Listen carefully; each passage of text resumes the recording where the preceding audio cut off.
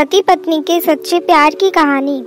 एक माँ जिसकी आज इकलौती बेटी की शादी है।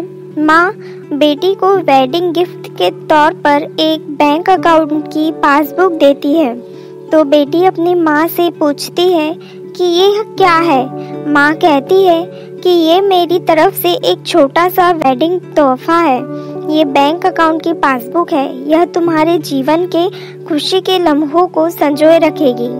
आगे जब भी तुम दोनों की जिंदगी में कोई खुशी का मौका आए तो अपनी तरफ से इसमें कुछ पैसे डिपॉजिट करना।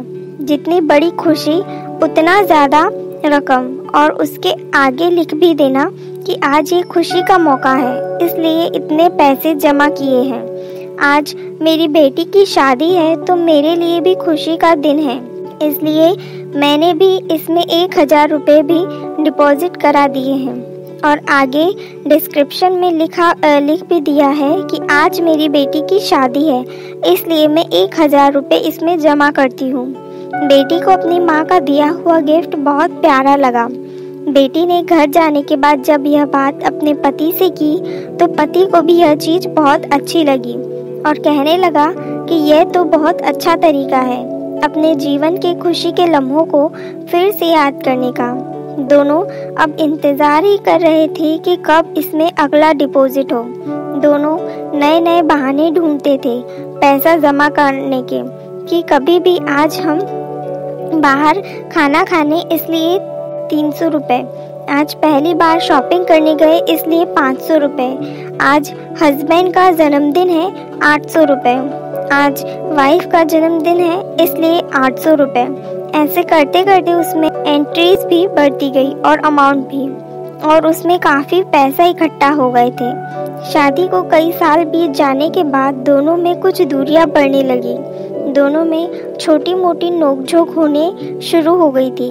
फिर कुछ दिनों के बाद झगड़े होने लगे। दोनों ने बात करना छोड़ दिया और एक दूसरे से खुश नहीं रहते थे। माँ को अपनी बेटी से मुलाकात किए हुए काफ़ी दिन हो चुके थे। तो एक दिन माँ अपनी बेटी से मिलने के लिए बेटी के घर गई तो बेटी कहने लगी कि माँ, मैं अब और इस शादी में आगे अपना जीवन नहीं गुजार सकती। पता नहीं मैंने इतने दिन इसके साथ कैसे गुजार लिए। अब मैं इस आदमी से डाइवोर्स चाहती हूँ। उधर पति भी कहने लगा कि मैं भी परेशान आ गया हूँ इसके साथ रहकर, मैं भी जीना नहीं चाहता तुम्हारे साथ, मुझे भी डाइवोर्स चाहिए। माँ ने कहा ठीक है, तुम दोनों अलग हो जाना, लेकिन याद है ना मैंने तुम्हारी शादी के दिन तोहफे में एक पासबुक दी थी।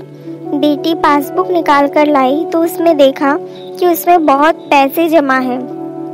माँ ने कहा जब शादी इतनी ही बुरी थी तो पहले अपनी शादी से जुड़ी कोई याद भी अपने पास नहीं रखनी चाहिए। पहले इसमें जमा रकम को खर्च करना होगा, फिर तुम डाइवोर्स ले सकते हो। दोनों ने कहा ठीक है, और अगले ही दिन बेटी पासबुक लेकर बैंक जाती है पैसे निकालने के लिए। बैंक में पैसे निकालने वालों की लाइन लगी थी तो बेटी भी लाइन में खड़ी हो गई। अब खड़े हुए काफ़ी देर हो गई थी।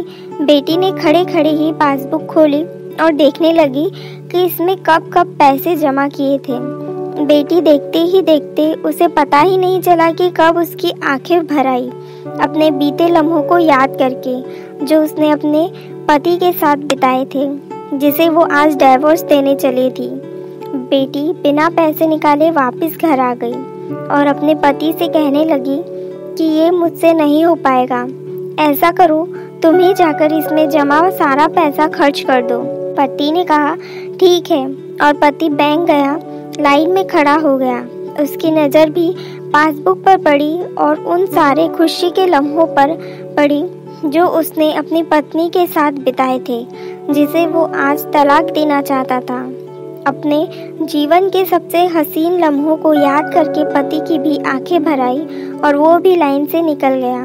पति घर आया और पासबुक अपनी पत्नी के हाथ में दी तो पत्नी पासबुक में देखती है कि उसमें आज के ही दिन में 5000 रुपये जमा हुए हैं, और उसके आगे लिखा है आज खुशी का दिन है कि मुझे एहसास हो चुका है कि वो उसे छोड़ने जा रहा था जिसे वो सबसे ज़्यादा प्यार करता है। मैंने फैसला कर लिया था कि अब बाकी की सारी ज़िंदगी उसी के साथ बिताना चाहता हूँ। यह देखकर दोनों की आंखें भर आई और गले लगकर खूब रोए और एक दूसरे से वादा किया कि अब वो कभी नहीं लड़ेंगे। यह कहानी उन सभी के लिए है जिनके रिश्तों के बीच में दूरियां आ गई हैं। वो पहले आपस में बहुत प्यार करते थे, लेकिन अब वो एक दूसरे के साथ रहना नहीं पसंद करते।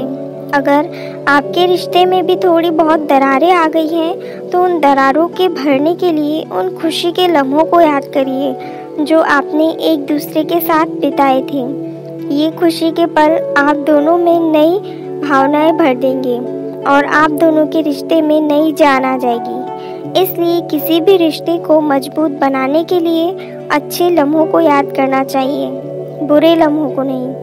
आपको ये कहानी कैसी लगी कमेंट कर ज़रूर बताएं। धन्यवाद।